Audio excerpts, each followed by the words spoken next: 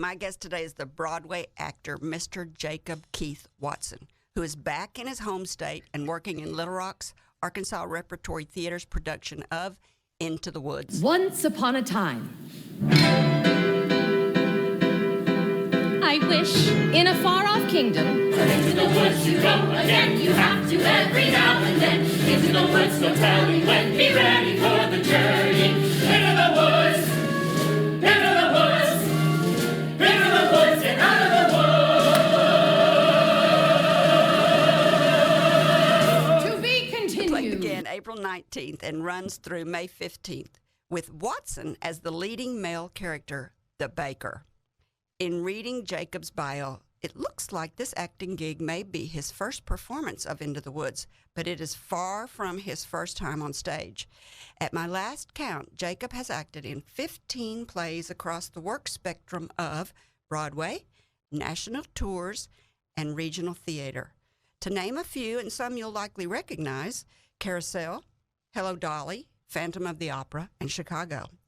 I love how his and other actors' resumes are unlike that of a traditional application for a job. At the top of the page, it lists his height, weight, eye color, hair color, and voice range. In no way could I ask those questions to a prospective hire at Arkansas Flag and Banner. So, Mr. Jacob Keith Watson is 5 feet 9 inches tall. That's right. Sure. 5'9", wink, wink. Oh, a little hit. 200 pounds, blonde hair, blue eyes, and sings a baritone high C. It is my pleasure to welcome to the table the hardworking performance artist, actor, baritone, and lead male role of Into the Woods at the Arkansas Repertory Theater, Mr. Jacob Keith Jackson. Hello! That sounds just like a theater voice, doesn't it? So you look just like a baker. And you said you're a baker at heart. I am, yeah. So you're from Arkansas. I am originally from Wynn, Arkansas. What do your parents do? They're both retired now. My dad was, for a long time, he coached football at Truman High School in Truman, Arkansas. I bet you played football. You're I did play stocky football. and you quite a played bit of football. defense. I was actually offense. Really? Yeah, we had a on very the interesting offense line? I was on the offensive line, yeah. Yeah. And so then after coaching football, he was the principal of my high school for quite a while. And then my mom taught. Ain't that just Arkansas? Huh? Ain't that just Arkansas? That's so Arkansas. Yeah. And then my mom was a teacher at the school as well. Before we talk about the actors in the play, let's tell our listeners what the premise of the show is. It's a medley of fairy tales. Correct. So it's called Into the Woods. Mm-hmm. So kind of tell our listeners what it Yeah. give us So the first half is very much all of these famous Grimm's fairy tales kind of interwoven into. It's like, what if all of this happened in one forest? You know what I mean? And everyone's wishes and everyone's dreams and hopes, they all come true in the first half. And then in the second half, you deal with the consequences of getting what you asked for, which is not always a good thing. And so the second half kind of is more the reality of what happens in the real world when everything goes right in the first half, what actually happens in the world. So it's a really interesting. Be sure to stick around for the second half because I know some people are like, "Oh, that was lovely. I did it. The play's over. Everyone's happy and everyone's good." But there is a second half. Why are plays and movies so long these days? That's a great question. Did you go see Batman? I haven't seen it yet. No, but it's on HBO Max, and I was gonna watch it the other night. I was like, You it's didn't 3 have hours half a long. day. You didn't have half a day to. I'm fine. Yeah. I'm gonna give it some time. But the truth is if it's the thing I always say is if it's really important and it's really telling a story and it's really of quality work, you won't even notice that it's been 3 hours. I don't know. I get stoved up sitting around for 3 hours. I don't care how You'd be good surprised. I watched a production of. There's a play called Long Day's Journey into Night, which is by Eugene O'Neill. I saw a production of it with oh my gosh, what's her name? Jessica Lange and Michael Shannon, and it was 4.5 hours long. And I went to a student matinee. I was there. It was at the Roundabout Theater, and it was just me and a bunch of high school kids. And those high school kids were enthralled for 4.5 hours. What's the name of it? Long Day's Journey into Night. Gorgeous play, but it's long. But that's what I mean. If it's done well and it's quality and it's really telling the story, you'll be surprised what you'd sit through. So I didn't realize this. All of the fairy tales are Grimm. In some version, yeah. The baker and the baker's wife are not. It's harder to track where they came from. They don't really fall neatly into any of the fairy tales. I was going to ask you, are they part of Rapunzel? No, they're not. They're not really a part of any of those. So they're not. They're just not a fairy tale at all. There is one. There is a thing, and they're kind of loosely based on a couple of different fairy tales combined into one. And it's really kind of the device you follow throughout the show is these two people, and they're kind of like there's the fairy tales going on, and then they're kind of like the what's the heart of the thing. Yeah, that you're really following through the whole So thing. the baker and the baker's wife are the center point through the whole movie, and you're the baker. And then all these fairy tales come in, like you were saying, at junctions throughout the movie. And the fairy tales are Jack and the Beanstalk, Little Red Riding Hood, Cinderella, Rapunzel.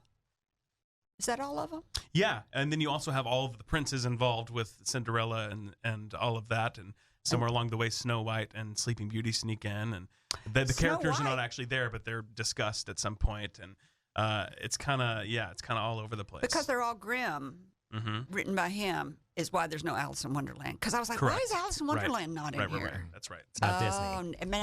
It's not Disney. Yeah. It makes sense now to me. Well, and to be clear, it is very much a massive ensemble of people that make this thing happen. The baker and the baker's wife just don't happen to be actual fairy tales. They kind of have more of a human story that happens through it. There's not really a lot of magic that happens with them, whereas everyone else has like magical things that happen.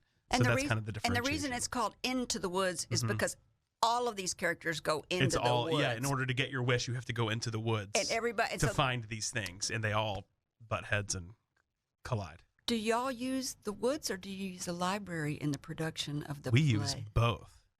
We've got both. So this is really interesting. The Addie Gorlin Hahn, the director, decided to start the play in a library, which is not in the original movie. Right.